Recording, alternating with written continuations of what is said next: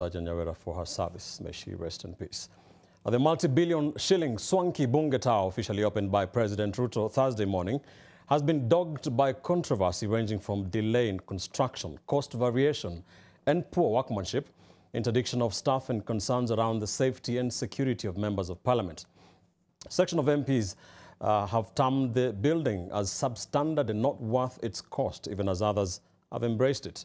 National Assembly Speaker Moses Wetangula, who doubles up as the chairperson of the Parliamentary Service Commission, has however issued a gag order to the naysayers. NTV's political affairs reporter Vincent Oduor delves into the matter.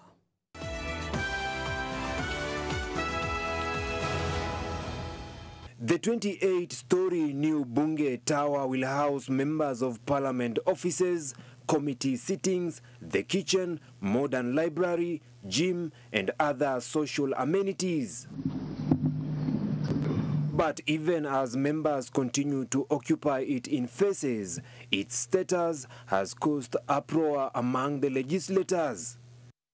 Some MPs say the offices are too small, poorly ventilated, and from the 21st floor, the phone network is erratic. Nandi Senator Samson Cherargei is among members of the National Assembly and Senate who believe it is substandard. And has taken 14 years to be completed with initial budget of 5.8 billion Kenya shillings, or 580 US dollars, that has been pegged on the project, then later revised to 7.1 billion Kenya shillings, with financial claims attracting 1.1 billion and over 225 million in interest over delayed payments, among other unknown variations.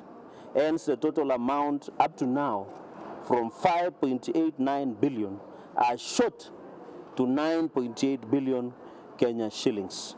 The unsatisfied members want the Ethics and Anti-Corruption Commission EACC to probe members of the Parliamentary Service Commission in the 11th and 12th Parliament, among other persons of interest in the project. The other day, the delegation from administrative arm of the Parliament visited, and the lifts did not work.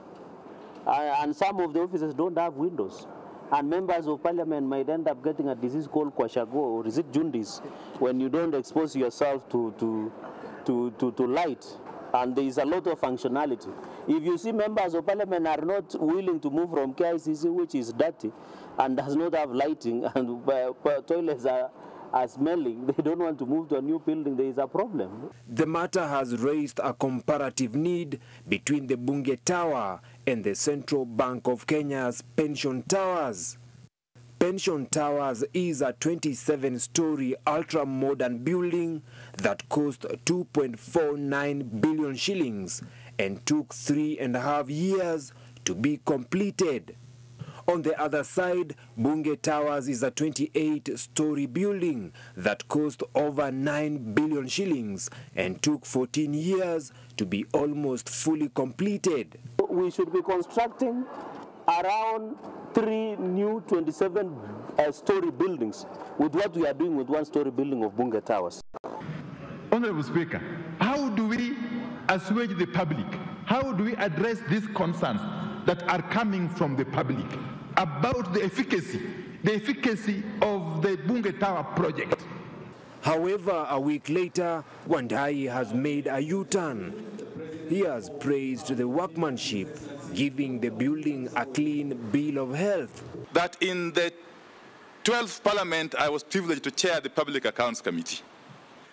At no one time were we able to establish any form of impropriety, because we were able to look at the books of accounts for the PSC.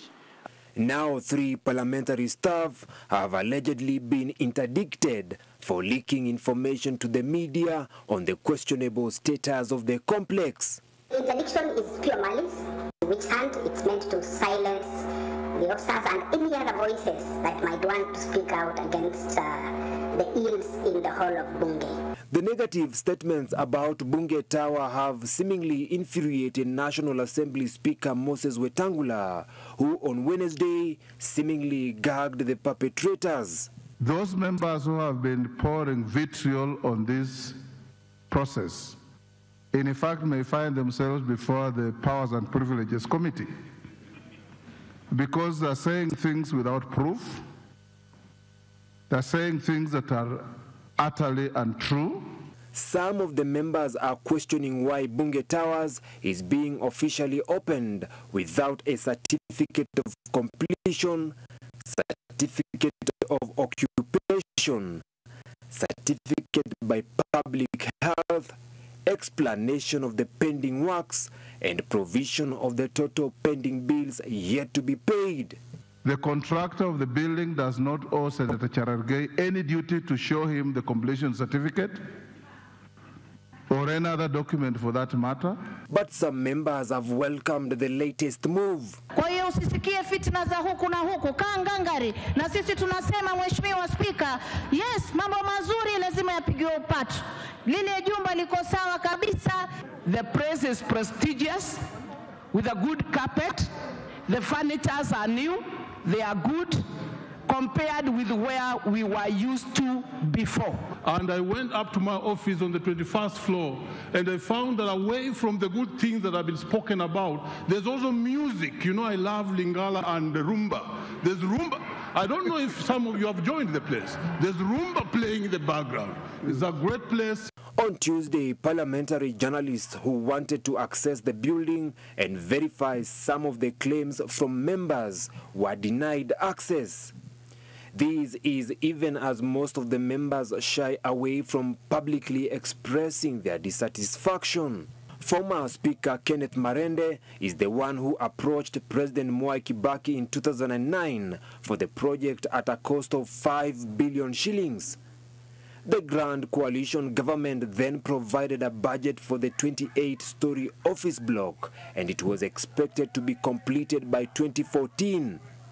There is no evidence of variation of 25% as provided by Public Finance Management Act, where it demands that if you have to vary a project, you vary within 25%. Considering 5.8 billion to 9.6 billion, you can imagine that total difference. Bunge Tower, the Swanky building, has been built by China Jiangxi International Company. By Wednesday evening, at least 48 legislators had occupied their offices in the Bunge Towers, even as the others are expected to move in phases as the final stage of the construction continues.